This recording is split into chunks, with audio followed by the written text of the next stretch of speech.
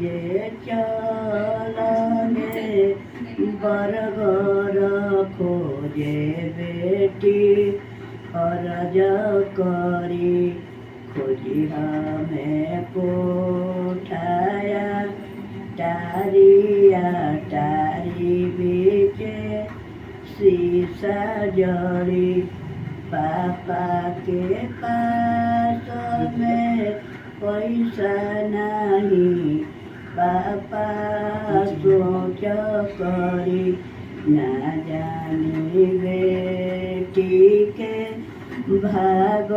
कैसे के बेटी पार लगे चाचा जे चलले बरगर खोजे बेटी अरज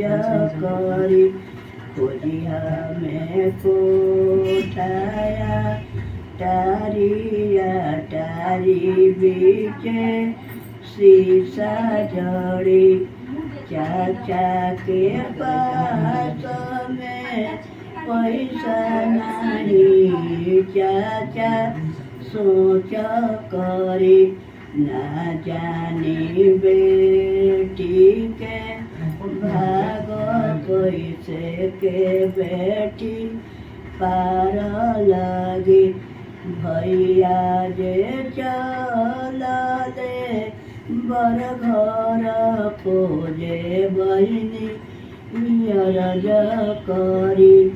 खोजिया में कोठाया टारिया टारी बीचे